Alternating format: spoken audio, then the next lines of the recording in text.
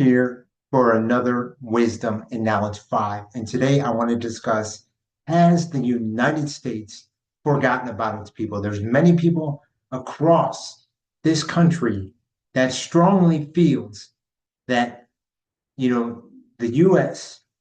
has totally forgotten about its people. And I'm going to share examples and show why they feel that way. Just a few examples as to why people feel that the United States has forgotten about its people. So let's get into it. First off, I want to talk about this article from this week. Right here. Israel says it has secured $8.7 billion US dollars in aid package. This is from Reuters, September 26th.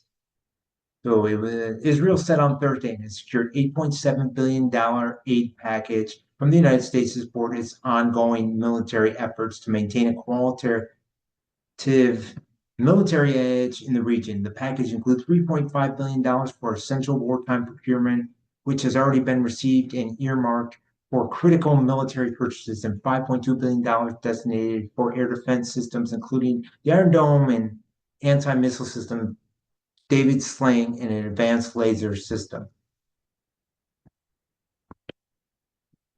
Israel is currently fighting on two fronts against the Palestinian Islamist group Hamas in Gaza and the iron-backed Hezbollah movement in Lebanon. This is their narrative. This is the mainstream narrative. This is coming from Reuters. The Palestinian Islamist group, Hamas.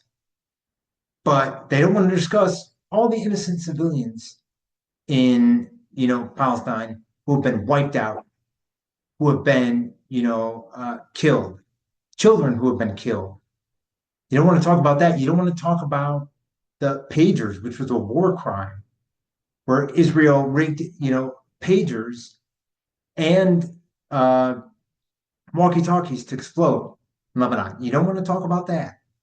You want to talk about this. You want to pull this narrative. There's only one narrative. So Palestinian lives don't exist, don't matter. This is insane. The aid announcement came after negotiations at the Pentagon between Yael Zamir, the Director General of Israel's Defense Ministry, and U.S. defense officials, including acting Under Secretary of Defense Policy Amanda Dory. Israel's Defense Ministry said in a statement. The substantial investment will significantly strengthen critical systems such as Iron Dome and David Sling, while supporting the continued development of an advanced high-powered laser defense system currently in its later stages of development. Anyways, we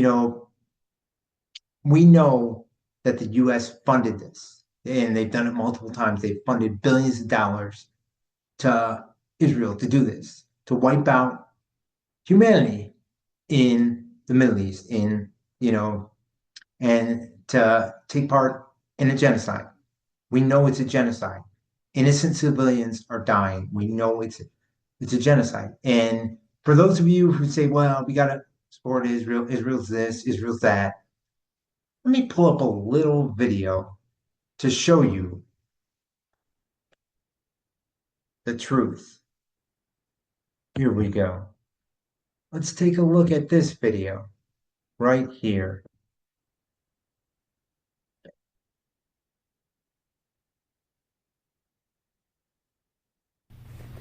All right, check this out.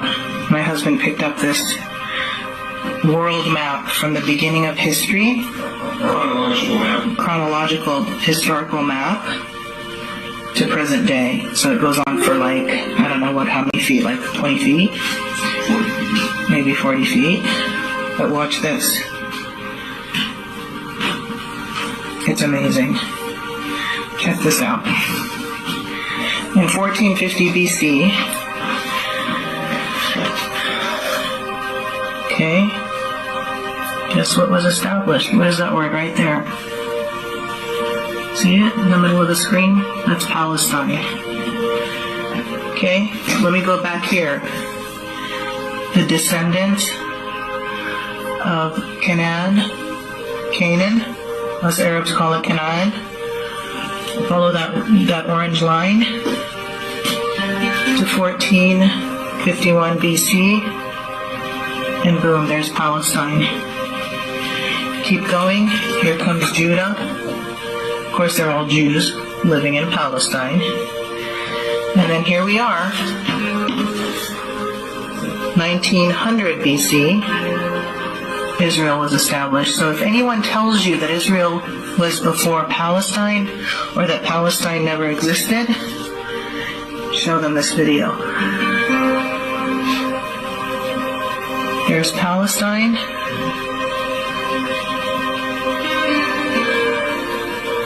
And then there's Israel. You just won the argument. And guess what? This was before Christ was born. Where was Christ born? He was born in Palestine. This is when Christ was born. And here's Muhammad. Here's when Islam was established. Here's the Quran. 1600 AD. There you have it. And I want to show you something else too that, happened this week here in the United States. So let's take a look at this, okay? Asheville, North Carolina, has been isolated after Hurricane Helene wrecked roads and knocked out power and cell service. So let me get this straight. We're giving billions of dollars to wipe out humanity, to take part in a genocide, to fund this war, and we're catering left and right to another country, to Israel, which is, and why people are so outraged, and why people say, hey, look, this country has forgotten about us, because we do not live in the United States of Israel. We do not support this. The taxpayers do not want to fund a war with their taxpayer dollars. They do not support this. We are not the United States of Israel. Contrary to people's belief, we are not the United States of Israel. We are the United States of America. We are not the United States of Israel. So, and to top it off, just about every single politician is, in with Israel through AIPAC and other special interest groups. And it is sickening. Why is that not illegal? That should be illegal. We should not be forgetting about our country and giving billions of dollars when we're trillions of dollars in debt. We should not be giving billions of dollars, to Israel. Not at all. We should not. This is insane. We do not support this. But let's take a look at what happened in Asheville. And Asheville is just one of the places that was hit hard with this. Asheville has been isolated after Helene wrecked roads and knocked out power and cell service. So you see the pictures. Floodwaters pushed by the remnants of Hurricane Helene left North Carolina's largest mountain city isolated Saturday by damaged roads and a lack of power and cell phone service, part of a swatch of destruction across southern Appalachia that left an unknown number dead and countless worried relatives unable to reach loved ones. The storm spread misery across western North Carolina and eastern Tennessee, where on Friday, authorities used a helicopter to rescue dozens of people from the rooftop of a flooded hospital. In North Carolina alone, more than 400 roads remain closed on Saturday as floodwaters began to recede and reveal the extent of the damage. North Carolina Governor Roy Cooper said supplies were being airlifted to that part of the state. Buncombe County officials said Interstate 26 between Asheville and South Carolina had reopened, but most other routes into the city were impassable. Among those rescued from Rising Waters was nurse Jeanette Barfield, whose car was swamped on Friday morning as she left an overnight shift at Asheville's Mission Hospital. She said she watched a car in front of her drive through standing water and thought it was safe to proceed, but her car stalled, and within minutes, water had filled her front seat up to her chest. A nearby police officer helped her to safety. It was unbelievable how fast the creek got just in like 5 minutes, Barfield said. Early Saturday morning, many gas stations were closed because they didn't have electricity, and the few things that were open had hour-long lines wrapped around the block.